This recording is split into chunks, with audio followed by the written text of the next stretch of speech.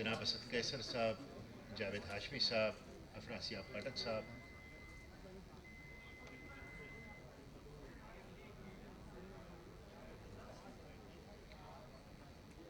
محترم افراسیاب خاٹک صاحب، جناب سلمان اکرم راجہ صاحب، دیگر معزز قائدین، معزز صحافی حضرات، حاضرین مجلس، وقت مختصر ہے، میں چند باتیں اس مجلس کے مناسبت سے رکھنا چاہوں گا، لیکن میں خراج تحسین پیش کرتا ہوں تحریکی تحفظ آئین پاکستان کو، جناب محمود خان اچکزئی صاحب کو، کہ انہوں نے تمام سیاسی جماعتوں کو، میڈیا کو دستور کی بحالی کے لیے، عوامی حقوق کے لیے اکٹھا کیا، اور میں ان کو یقین دہانی کراتا ہوں کہ وہ ان مقاصد کے لیے جہاں اور جب بھی مجھے بلائیں گے میں حاضر ہوں گا انشاءاللہ۔ دسمبر کے اندر یہ کانفرنس ہو رہی ہے، اور دسمبر میں 2 واقعات ہوئے ہیں، اور دونوں واقعات سے ہماری اسٹیبلشمنٹ اور مقتدرہ نے کوئی سبق نہیں سیکھا۔ ایک واقعہ 16 دسمبر 2014 کا آرمی پبلک سکول پشاور کا واقعہ ہے۔ اگر آرمی پبلک سکول پشاور کے ذمہ داران کو سزا دی جاتی، احتساب ہوتا، تو آج پاکستان میں دہشت گردی نہ ہوتی۔ آج پاکستان میں اگر دہشت گردی ہے، اس کا مطلب ہے 16 دسمبر 2014 اے پی ایس کے ذمہ داران، ان کا احتساب نہیں ہوا ہے۔ اور دوسرا واقعہ 16 دسمبر 1971 کا ہے۔ 16 دسمبر 1971 کو جب ملک دوزخ ہوا، کیوں ہوا؟ 2 وجوہات کی وجہ سے ہوا۔ ایک، مینڈیٹ کو تسلیم نہیں کیا گیا۔ دوسرا، فیڈریٹنگ یونٹ کو اس کے حقوق نہیں دیے گئے۔ آج بھی مینڈیٹ کے اوپر ڈاکہ ڈالا گیا ہے۔ آج بھی فیڈریٹنگ یونٹ کو ان کے حقوق سے محروم رکھا جا رہا ہے۔ اس لیے ہماری مقتدرہ، ہماری اسٹیبلشمنٹ نے قسم کھائی ہے کہ انہوں نے لرن نہیں کرنا ہے۔ انہوں نے ماضی کے واقعات سے، سانحات سے سبق نہیں سیکھنا ہے۔ میں پوچھنا چاہتا ہوں، سہراب برکت اور ان جیسے دیگر صحافی کیوں جیل میں ہیں؟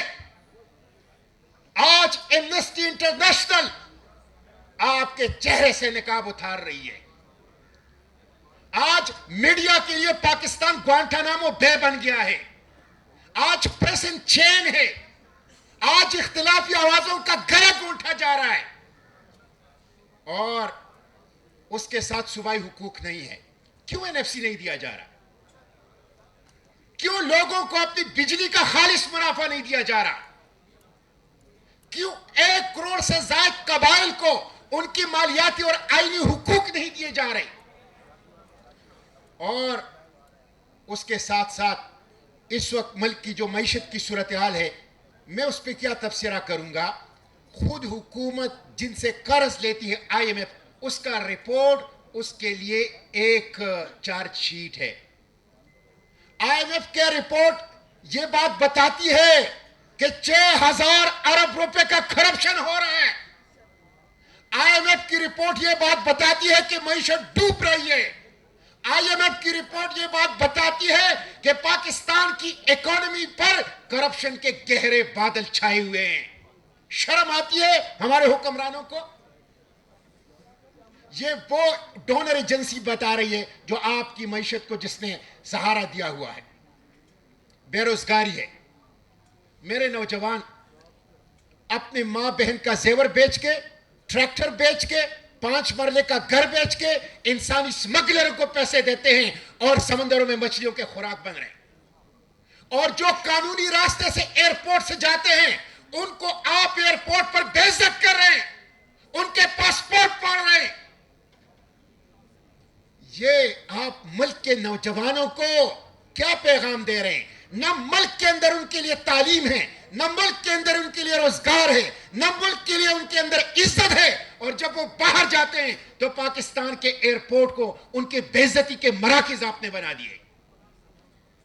اور یہ سارے مسائل ہیں ملک کے، اور ان مسائل پہ پارلیمنٹ वो अंगूठा छाप, रबर स्टैंप, गुलाम, स्क्रिप्टेड कार्रवाई का मरकज, जाली पार्लियामेंट, वो खामोश है।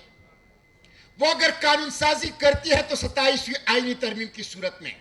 27वीं आईनी तरमीम क्या है?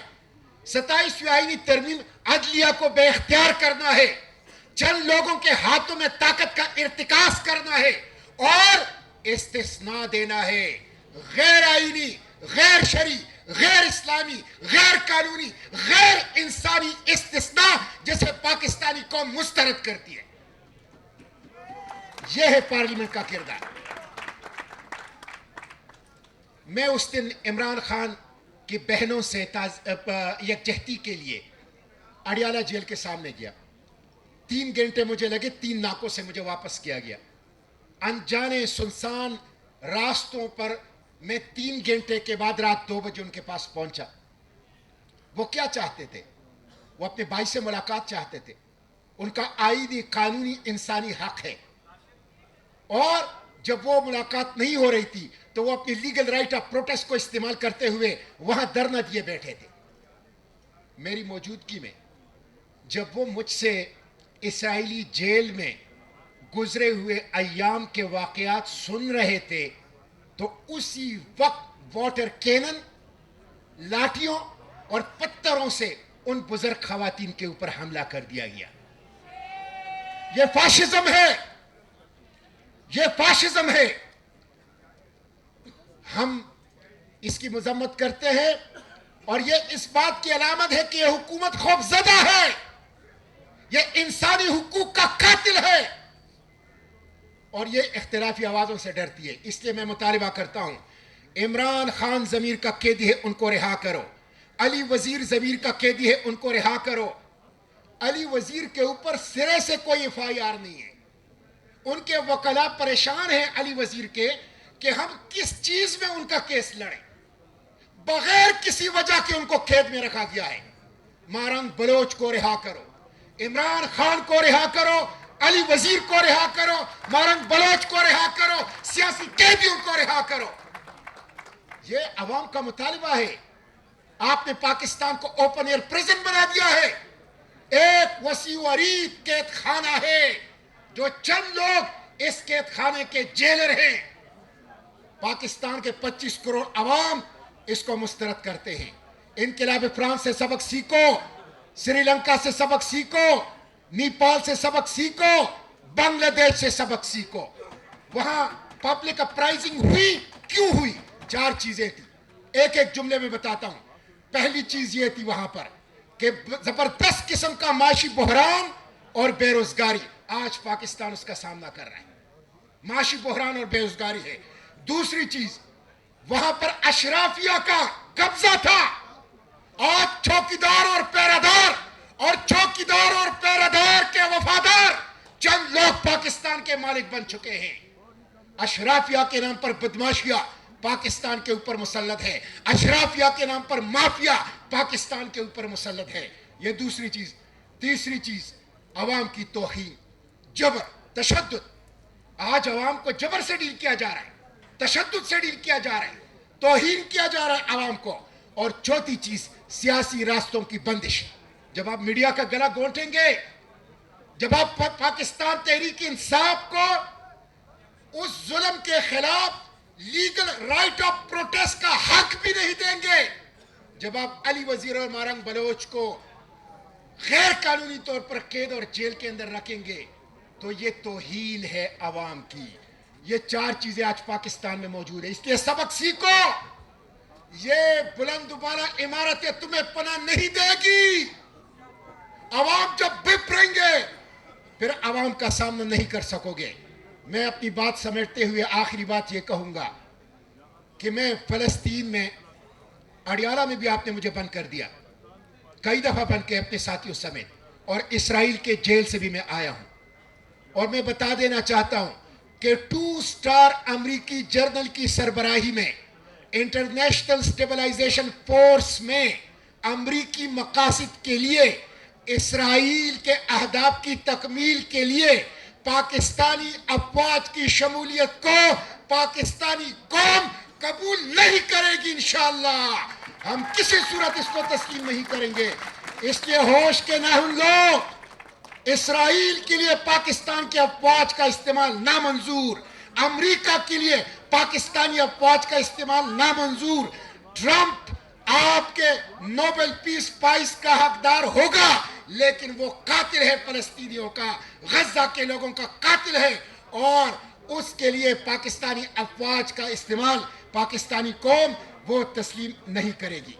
میں آخری بات عمران خان کی جو ہمیں سلمان اکرم راجہ صاحب نے بتائی ہے اس سے اتفاق کرتا ہوں. راستہ کیا ہے؟ مزاحمت مزاحمت مزاحمت مزاحمت مزاحمت مزاحمت, سڑکوں کے اوپر, چوکوں کے اوپر, چوراہوں کے اوپر, تعلیمی اداروں میں, پریس کلبوں میں, بار ایسوسی ایشن میں, شہروں میں, گلی اور دیہاتوں میں اس ظلم اور فاشزم کے خلاف مزاحمت, یہی راستہ ہے اور کوئی راستہ نہیں ہے. اس لیے تمام سیاسی جماعتوں کو, تمام جمہوریت پسند قوتوں کو, جس طرح سلمان اکرم راجہ صاحب نے بتایا, اپنے سیاسی مفادات سے بالاتر ہو کر آئین کو بچانے کے لیے, عوامی حقوق کے لیے ایکٹ کرنا چاہیے اور مزاحمت کے اوپر اتفاق کرتے ہوئے سڑکوں پر نکلنا چاہیے. اس کے علاوہ اور کوئی راستہ نہیں ہے. بہت شکریہ. بہت شکریہ سینیٹر مشتاق احمد خان صاحب.